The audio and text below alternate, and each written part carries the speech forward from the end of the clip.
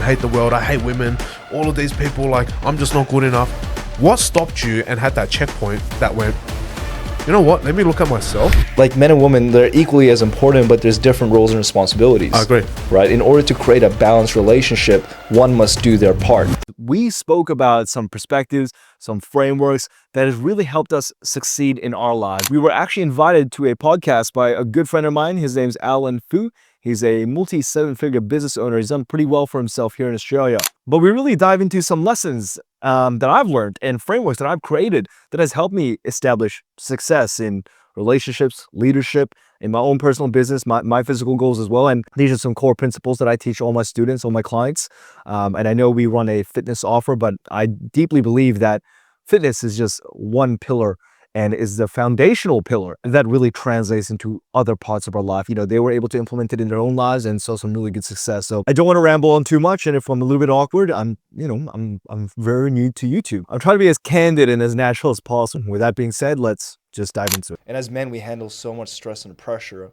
I want to come home to an environment where I feel nurtured and taken care of. Yeah. And I know when I don't get that, I feel less. You're tense, right? You feel I less feel loved, tense. Yeah, feel tense. It feels like my work and sacrifices are not worthwhile. I agree. And that's when there's that disconnect happens within our relationship. And that's when you get like, you just snap at each other. And the same applies when the roles are reversed, because if she feels like you're not leading, you're not providing, she doesn't feel safe or protected by you, she distances herself. Yeah. So it's this constant dance because it affects the way she looks at you. Yeah, right? 100%. If you pass on the responsibility, the decisions on her, what's your role? Yeah.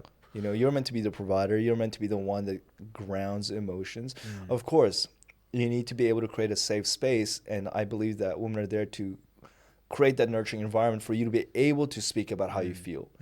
Otherwise, you just implode. Yeah, with your ex and how she kind of impacted the way you transitioned into your 21st. Oh, yes, right. Your awakening. So we were together for about 4 years, and there were rumors that she cheated on me. Yep. So that, stalked up to the idea of like not feeling good enough, having other people, better than you. And then eventually towards the end of that relationship, she cheated on me with her boss. Fuck. Yeah, so that was a bit of a...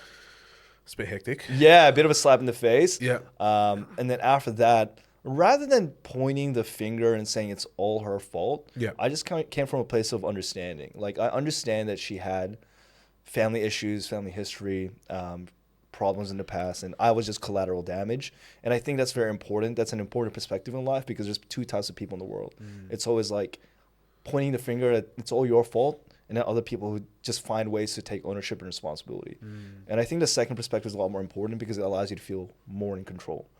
Now, from that opportunity, I saw, okay, yes, she's done wrong things, but what are the things that I could have improved on to make sure that doesn't happen again?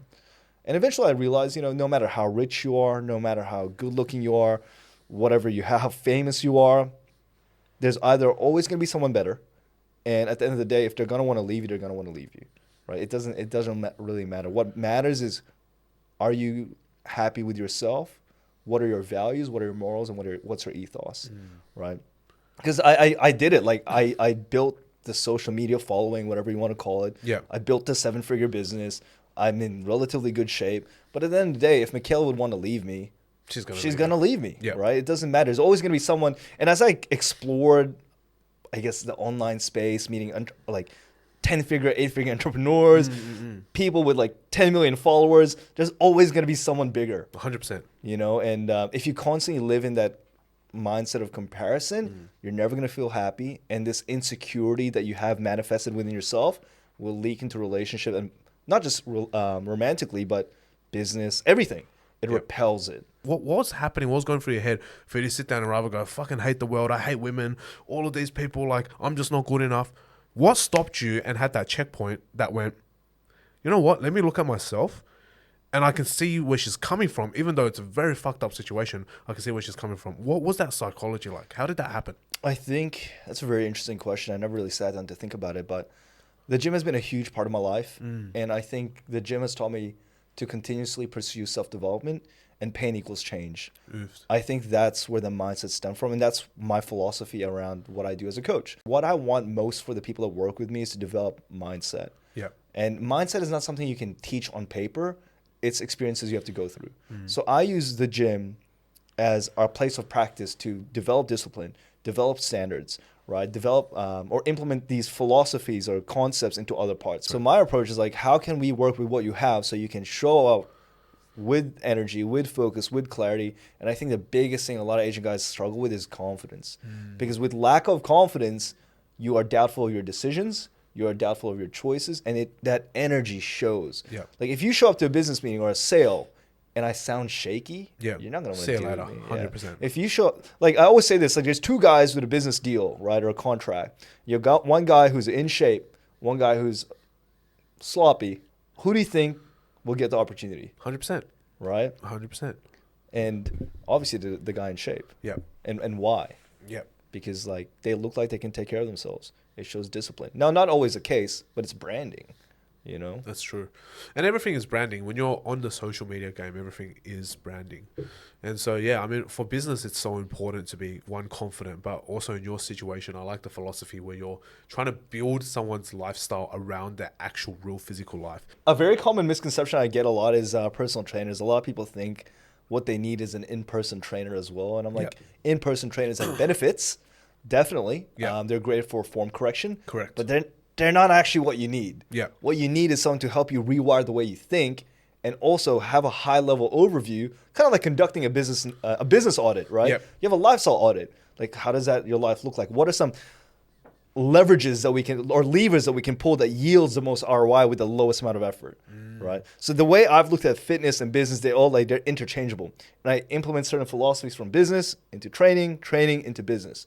Like the reason I was able to scale my business is because I tracked my macros, my calories, my KPIs. Yeah. Now I track my KPIs here. Yeah. And I'm able to like make certain adjustments. And, you know, like when I see like let's say a KPI off mark, similar to the way I look at blood markers, Yeah. I'm like, okay, well, what does that number mean? What do I need to change to optimize that? It's the same thing. I love that. I like that philosophy a lot. I think a lot of people will get confused between the difference. There's a lot of words floating around like online PT, online fitness coach, yada, yada, yada.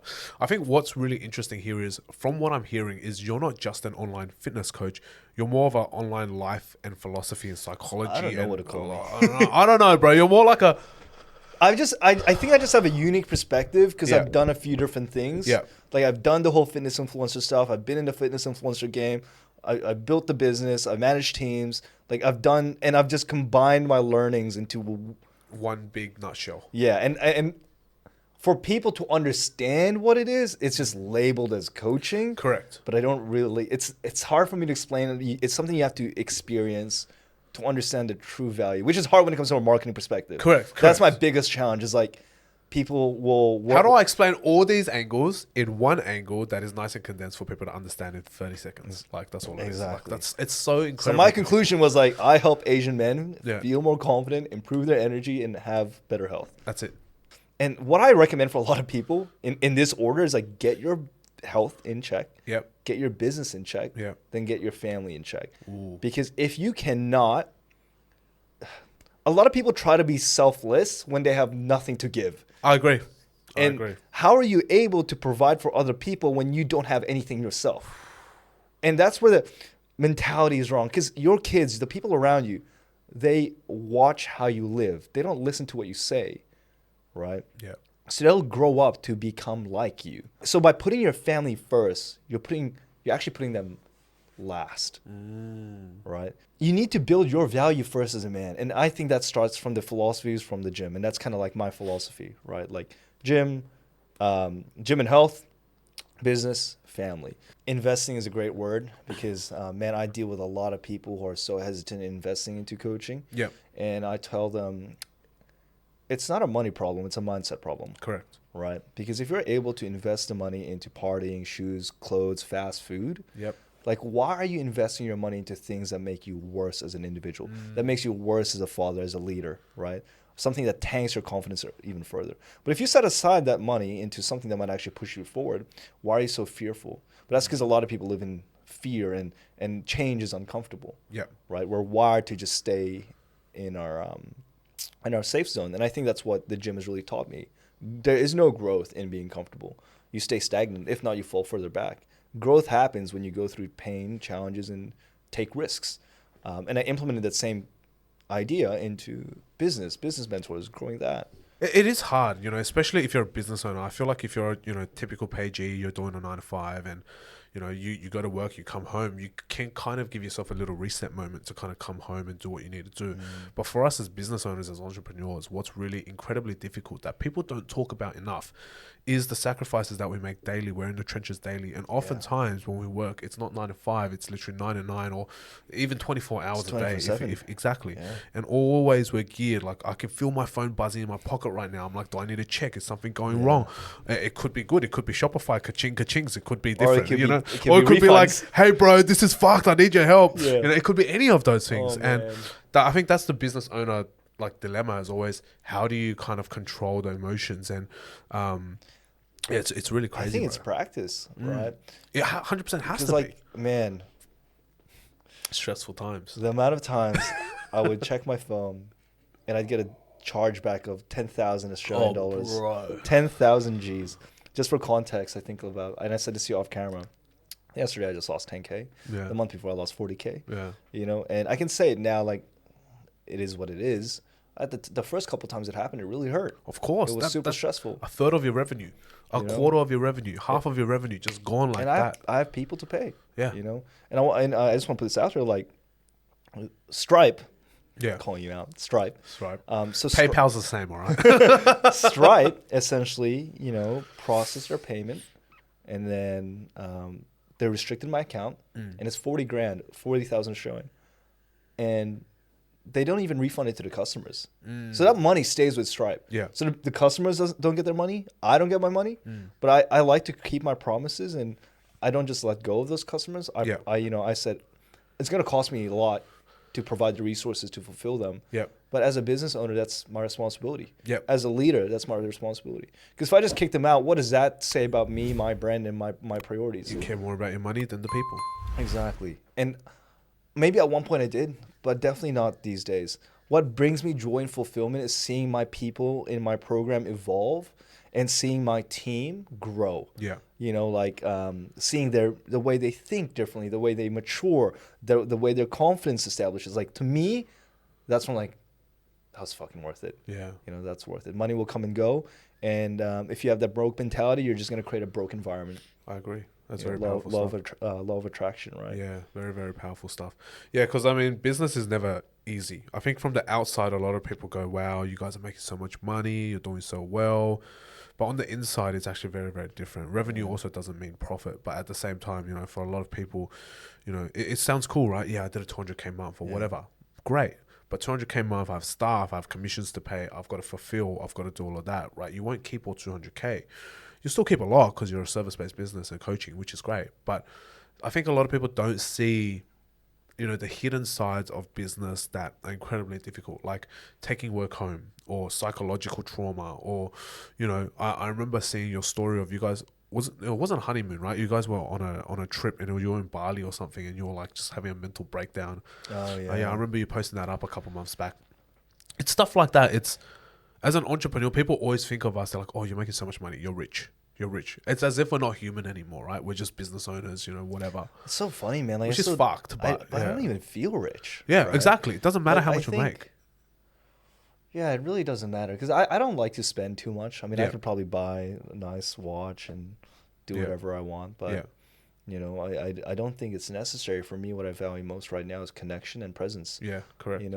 Being able to cherish the times with my family. And I think, just to spread the message out there, like, a lot of the guys that I work with, a very common problem they have is actually energy. Yeah. They're spending their money on fast food, cars, clothes, all these materialistic items, and they never invest into themselves, which then makes it more difficult for them to enjoy those items and experiences. Yeah. You're paying thousands of dollars for vacation, and you're too insecure to take your shirt off. Yeah. You're paying $1,000 for these clothes, and they don't fit you well.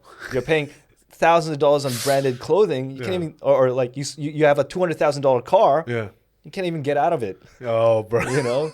Like, if you have a $200,000 car, but you're a 10,000 looking man, nobody cares. Yeah. You don't show up in meetings with your car. You're not like, hey boss, look at my car. Yeah. That what follows you around is how you look and how you present yourself. That's more important. But people still think it's far more important to have the material. It's because the material is easy, right? Because you can only spend money to get the material, but to get the body is to spend time.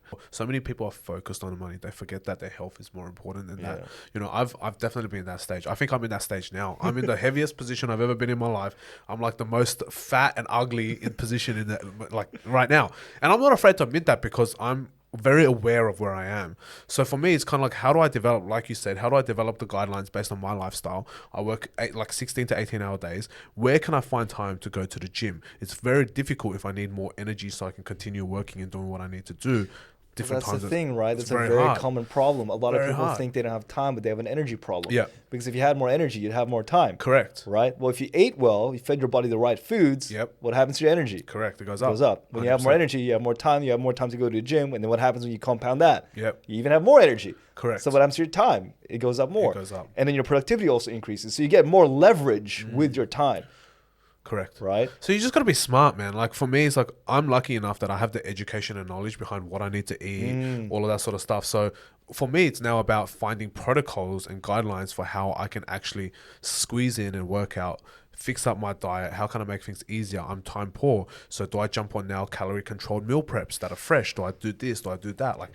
Like try to find all these different hacks and tricks you can. Exercise, you probably don't even need to do that at all. Like if you shed, 10 kilos, you'd feel a lot sharper. You'd 100%. Be a lot more productive. And that just comes down to food. You can use meal prep services if you like. Correct. You can use takeout if you like. There's so many different ways and whatever's most convenient for you. Yeah. Right? But just starting with nutrition alone creates so much more energy, which unlocks more time. Then you can progress as you go. How often have you been in a situation where you're in the middle of a heated argument, full raging at each other, swearing, whether it's staff, whether it's partner, whether it's even family or like parents, right? You're full raging, you're angry, you're seeing red, you're emotional. And then they say this one sentence and you just go, oh, fuck, I've been in the wrong this whole time. Or you go, oh, shit, I didn't even think of it that way. So how easy is that to manipulate your emotions if all it takes is one sentence whilst you're seeing red to change it all? That's I don't know a good question.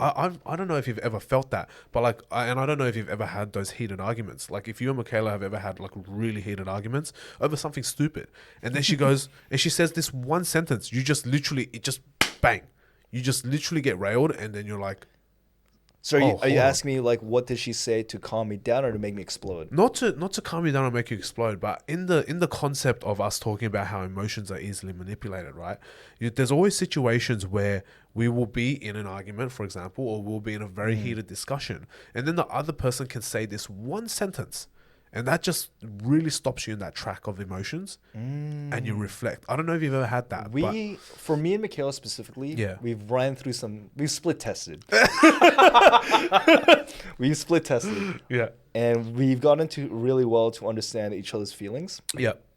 I'm a man of physical touch. Yeah. So for her to defuse me, is a physical touch. It sounds so funny because you're like masculinity. Yeah. I just need a hug. Oh yeah. Just give me a hug. Hey, give me a hug. Like literally. So like I'll get really heated and she'll notice I freeze and I breathe. And you're like and I'm like so stiff. Yeah. And even though she's mad at me, she'll like force her way and just like hold me like this. How cute. Right. And I don't know how we've come across that system, but I do the same for her as well. Yeah. When there's cues. Yeah. There's red markers when it comes to behavioral patterns that she does or her tempo of speech. Yeah. I can pay attention to all these things. So when that happens, even I'm frustrated, I'll come across and I'll just like hug her. Is she physical touch as well?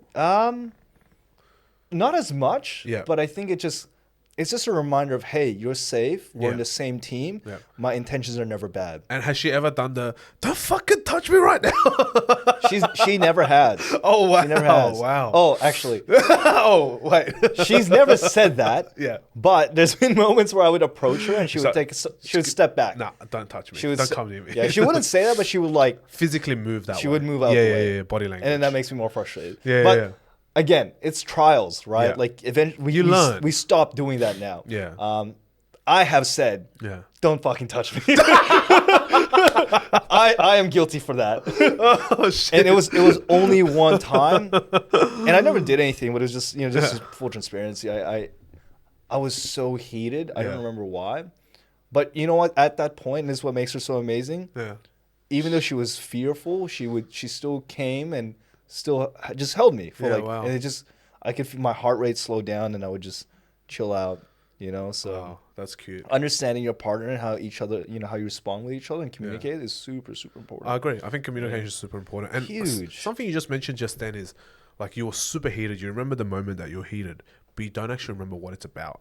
So you know what's Oh, man. crazy Yeah. is sometimes we get so emotional about things, and like what 6 months, 12 months down the line, you don't even know what it was about anymore. Yeah. So like you could really say or do something in that moment that hurts your partner, damages the relationship, but in 6 to 12 months it actually doesn't even matter. You won't even remember it. So I think a lot of 100%. people need to really control that emotion. Yeah. And as men, right, as men, I think it's our responsibility to control that. Women are a lot more emotional, and if we're needing our woman to baby us emotionally, then we're pretty much fucked from the get-go. So we as men, I think it's We need to really be leaders, really important for us to lead, and really important for us to manage our expectations, our emotions, and 100%. control all of that, be mature about it. And I think that's the difference between boys and men.